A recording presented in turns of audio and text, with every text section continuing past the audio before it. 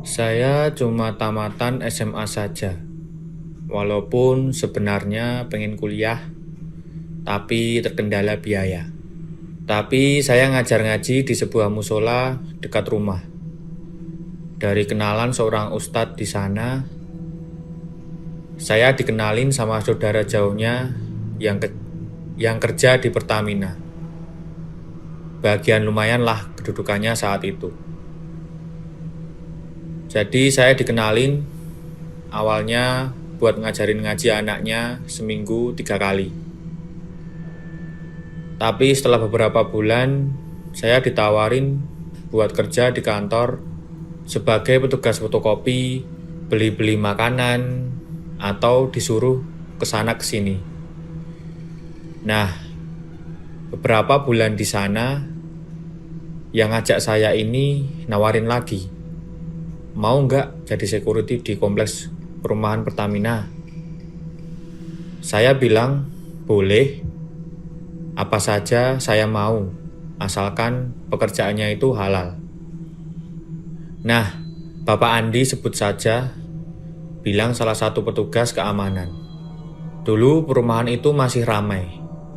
Ibaratnya dari 200 rumah, 150 rumah itu masih dihuni. Berbeda dengan tahun 2020 sekian sampai sekarang, sudah banyak perumahan yang kosong dan mungkin hanya 50 rumah saja yang dihuni. Kawasan perumahan itu benar-benar sangat luas. Ada begitu banyak belokan. Pertama kali saya datang, saya pikir yang saya tahu itu sudah keseluruhan dari komplek tersebut. Ternyata di sisi lainnya itu masih melebar dan sampai kemana-mana. Apalagi ternyata di bagian tengah dalam itu ada sebuah lapangan golf. Saya kebanyakan dapat shift setelah maghrib dari pukul 7 malam sampai pukul 7 pagi. Pada hari pertama sampai 2 minggu, saya belum punya pengalaman horor apapun. Walaupun ketika berkeliling memang nggak ada ketemu satu orang pun. Kompleks itu ya orangnya habis pulang kerja, paling sore hari duduk-duduk di depan rumah, ngobrol sama keluarga, ataupun menyambut tamu, atau mungkin menyiram tanaman. Selepas maghrib, jarang banget ada yang keluar rumah. Masjid aja kebanyakan kosong, karena mereka mungkin memilih untuk ibadah di rumah. Apalagi pukul 12 sampai jam 1 malam. Itu benar-benar sepi banget. Saya ingat betul, malam itu malam minggu. Banyak orang-orang yang keluar kompleks. Biasanya untuk makan malam, jajan, atau belanja, dan sebagainya. Mereka pulang mungkin sekitar jam 10 sampai jam 11 malam.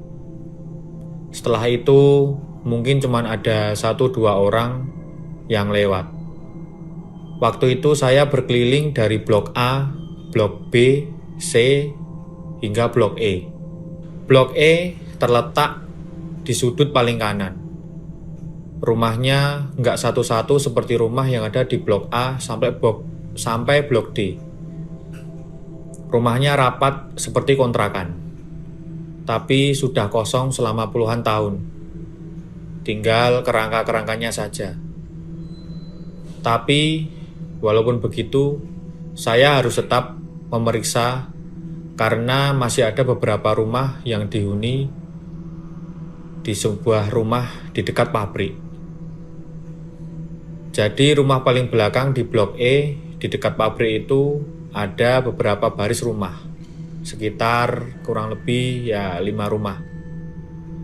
Baris pertama itu masih ada penghuninya, 1-2 orang.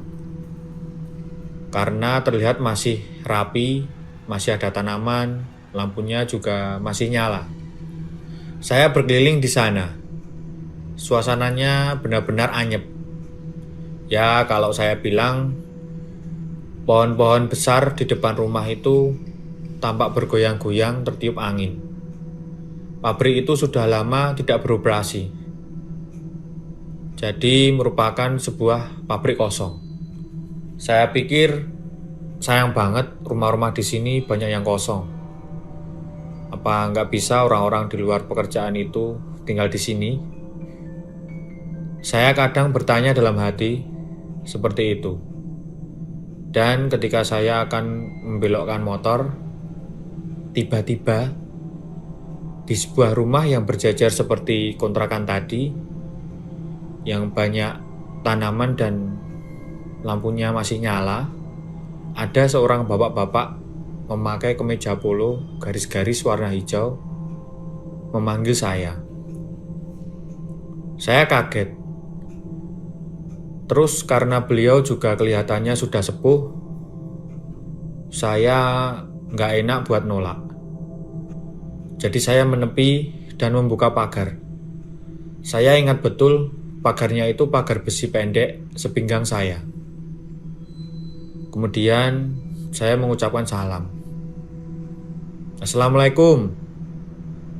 Beliau menjawab, Waalaikumsalam. Kenapa Pak? Bapak panggil saya. Ada mungkin yang perlu dibantu? Ucap saya mencoba untuk ramah. Si bapak hanya tersenyum. Kemudian ia bilang, enggak apa-apa. Saya cuma kesepian, pengen minta ditemenin. Kemudian saya duduk. Saya ingat betul posisi di teras kecil itu ada banyak tanaman, ada 2 kursi rotan, dan sebuah meja bundar. Saya duduk di situ, si bapak juga duduk.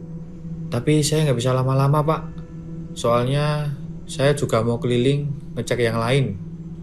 Kemudian si bapak hanya mengangguk dan tersenyum. Bukannya malah mengajak ngobrol, beliau malah diam dengan tatapan matanya yang kosong, memandangi lapangan sepak bola yang ada di depan kami dan pohon-pohon besar.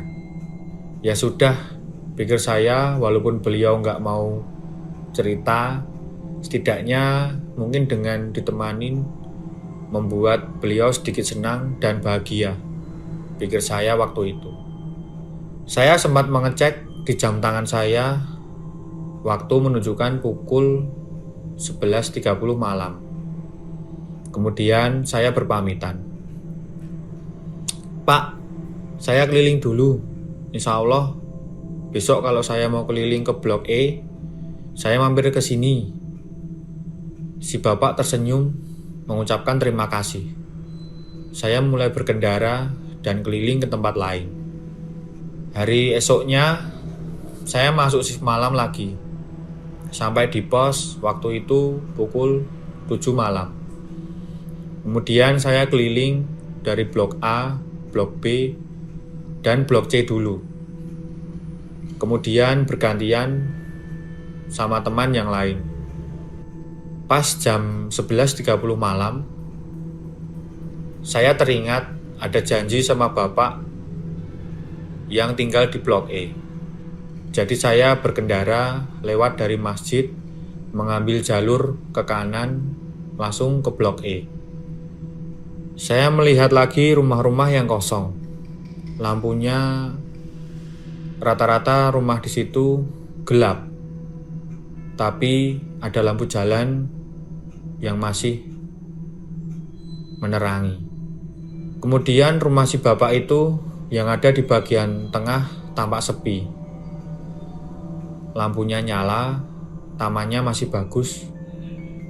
Terus karena bapaknya nggak ada, pikir saya mungkin beliau istirahat. Saya kemudian balik dan melanjutkan keliling-keliling ke blok-blok yang lain. Malam ketiga, sekitar pukul 1 malam, saya keliling ke Blok E. Kemudian saya melihat si bapak sudah duduk sambil manggil-manggil saya. Saya senyum dan duduk di sebelahnya. Motor saya parkir di depan rumah. "Bapak kemarin kemana?" tanya saya. "Bapak sakit, nggak enak badan. Kalau misalnya Bapak perlu bantuan, telepon saya saja. Ini nomor ponsel saya," ucap saya sambil kasih kartu nama. Kemudian saya letakkan di meja. Bapak itu tersenyum dan manggut-manggut. Lagi-lagi dia tidak banyak ngomong karena mungkin pikir saya, si bapak masih segan karena belum begitu akrab dengan saya. Saya kemudian yang memulai bercerita, mengajak ngobrol bapak tersebut. "Nama saya Erwin, Pak. Saya kerja di sini mungkin baru 1 bulanan. Kalau misalnya Bapak mau minta tolong atau lagi nggak enak badan, mungkin mau minta dibelikan obat, telepon saya saja. Itu nomornya." Si Bapak manggut-manggut menoleh ke arah saya. Matanya itu sepintas saya lihat berkaca-kaca. Sampai pada titik itu, saya itu merinding nggak tahu kenapa.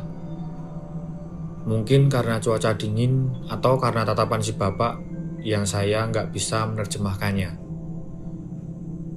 Nah, sudah, kemudian saya pamitan.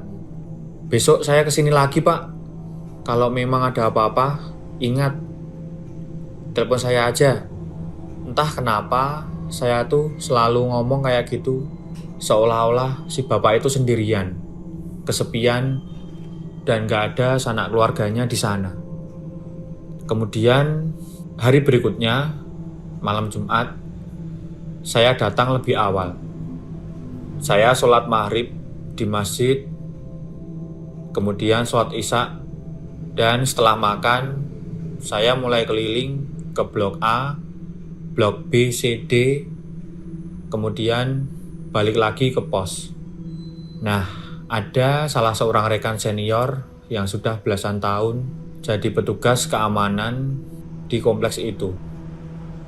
Ia mulai ngobrol-ngobrol, bercerita mengenai blok E yang katanya akan dibongkar dan direnovasi. Saya penasaran.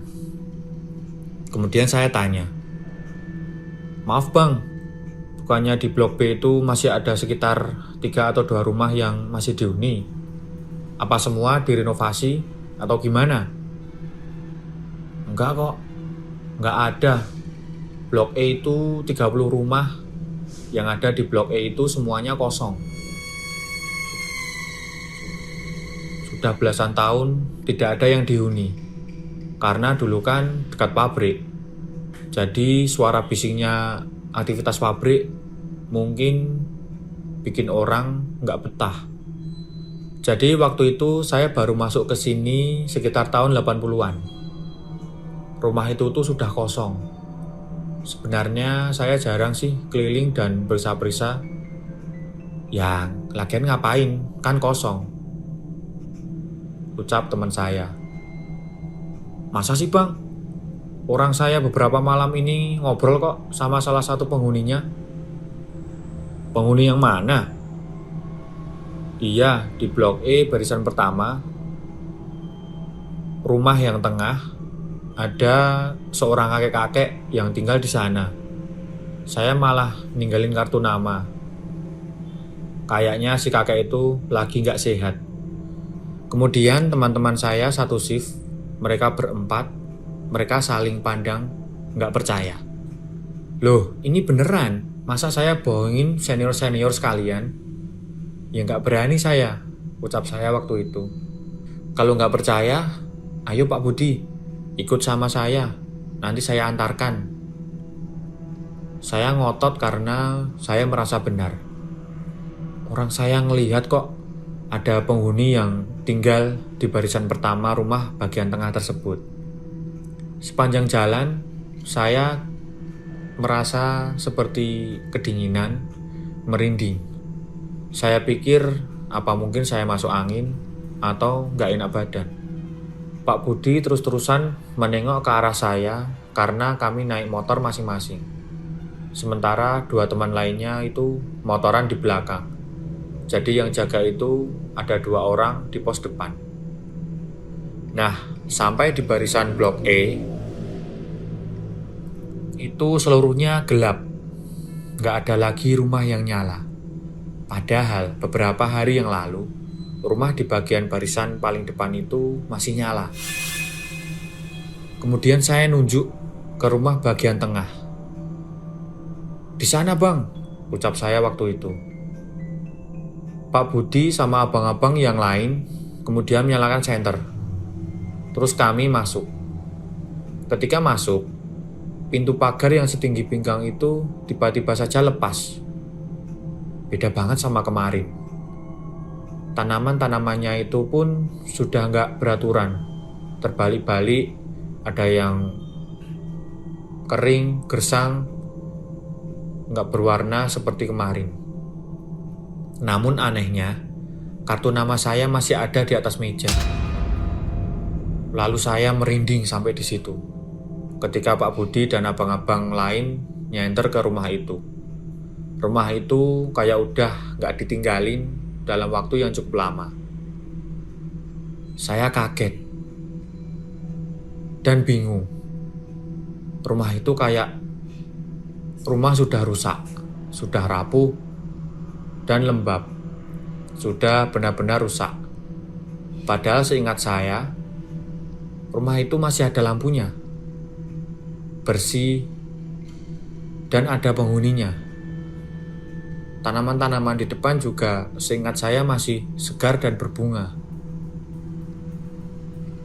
Enggak mungkin, ini enggak mungkin, ucap saya dalam hati. Saya benar-benar shock. Ya sudah, mungkin dianya cuman pengen kenalan, cuman pengen tahu kamu itu baiknya sebatas mana, apa punya empati atau tidak, ucap Pak Budi waktu itu. Saya yang masih kebingungan lalu kembali ke pos. Saya selesai shift itu sekitar jam 7 pagi. Kadang-kadang senior-senior membawakan sarapan. Waktu itu saya sampai nggak minat untuk sarapan. Jadi saya kembali ke blok E karena rasa penasaran saya. Dan ketika matahari sudah terang, saya memang bisa melihat dengan jelas bagaimana keadaan blok E itu.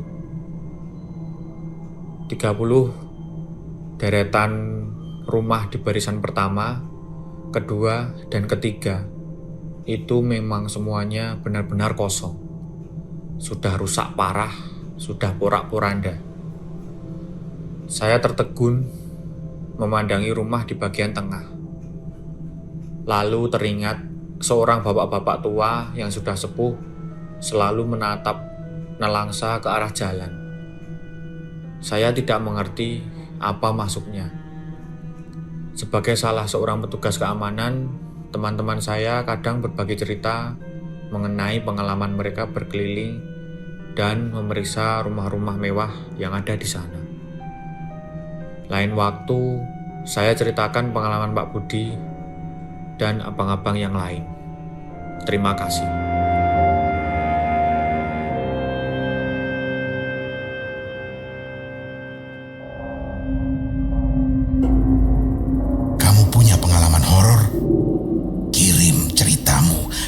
podcast.ceritahoror@gmail.com